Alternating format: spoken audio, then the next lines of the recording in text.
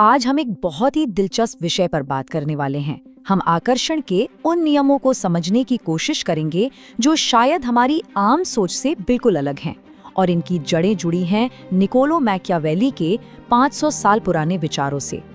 कभी सोचा है ऐसा क्यों होता है कि जो लोग बहुत अच्छे होते हैं, हमेशा सबकी मदद करते हैं, उन्हें ही लोग अक्सर हल्के में ले लेते हैं, और वहीं दूसरी तरफ कोई ऐसा इंसान जो थोड़ा अपने हिसाब से चलता है, अपनी दुनिया में मस्त रहता है, लोग उसके पीछे भागते हैं। आखिर इस पहेली के पीछे का राज क्या है? चलिए सबसे पहले इसी विरोधाभास को समझते हैं, मतलब कि ये जो अच्छा बनने वाली सोच है उसमें असल में गड़बड़ कहाँ है। अब जरा इन दोनों मानसिकता के बीच का फर्क देखिए। एक तरफ वो इंसान है जो 2400 घंटे हाजिर है, हर किसी को खुश करने की कोशिश में लगा है, और नतीजा उसे नजरअंदाज कर दिया जाता है। और दूसरी तरफ वो इंसान है जिसकी अपनी प्राथमिकताएं हैं, अपनी सीमाएं हैं, और वो न सिर्फ सम्मान पाता है बल्कि लोगों को अपनी ओर खींचता भी है। और इसी को कहते हैं nice guys syndrome. Source material की माने तो ये आज की पीढ़ी की सबसे बड़ी गलतफहमियों में से एक है। मतलब ये सोचना कि हर बात पर हाँ कहने से लोग आपको पसंद करने लगेंगे, जबकि असल में होता इसका ठीक उल्टा है। तो सवाल ये है कि आखिर ये तरीका काम क्यों नहीं करता? इसके पीछे की साइकोलॉजी क्या है? चलिए समझते हैं। देखिए, मनोविज्ञान का एक बहुत ही सीधा सा नियम है, हम इंसान उस चीज़ की कदर नहीं करते जो हमें मुफ्त में या बहुत आसानी से मिल जाती है।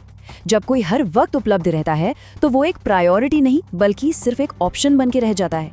इससे अनजाने में ये सिग्नल जाता है कि शायद उस इंसान की अपनी कोई जिंदगी या बड़े लक्ष्य नहीं है, और बस यहीं पर उसकी वैल्यू कम हो जाती है और आकर्षण खत्म हो जाता है।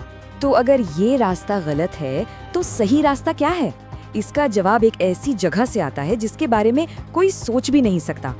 मैं जानता हूँ मैकियावेली का ये कहना सुनने में थोड़ा कठोर लग सकता है, लेकिन आज के ज़माने में इसका मतलब बहुत बहुत गहरा है। यहाँ डर का मतलब किसी को डराना धमकाना बिल्कुल नहीं है। इसका असली मतलब है आपको खो देने का डर। ये वो मनोवैज्ञानिक तनाव है जो तब पैदा होता है जब दूसरे इंसान को ये एहसास होता है कि अगर उसने आपकी इज्जत नहीं की तो वो आपको खो सकता है। सोर्स का तर्क ये है कि प्यार तो अस्थायी होता है, मूड के साथ बदल सकता है, लेकिन सम्मान और आपको खोने का डर, ये वो दो मजबूत इमोशनल एंकर हैं जो आकर्षण को हमेशा थामे रखते हैं। ये बदलते नहीं।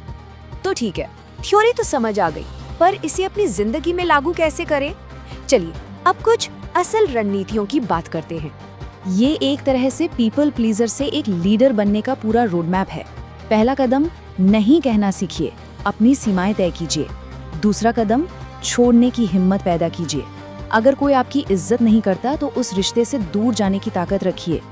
तीसरा कदम, अपने समय को कीमती बनाइए, अपने काम और अपने लक्ष्यों में व्यस्त रहिए। और चौथा कदम, लोमड़ी और शेर का कॉम्बिनेशन बनिए, जिसकी बात हम अभी करेंगे। इसे सप्लाई और डिमांड के नियम से समझिए।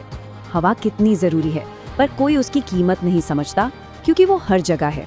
वहीं सोना उतना जरूरी नहीं है, पर कीमती है क्योंकि वो दुर्लभ है।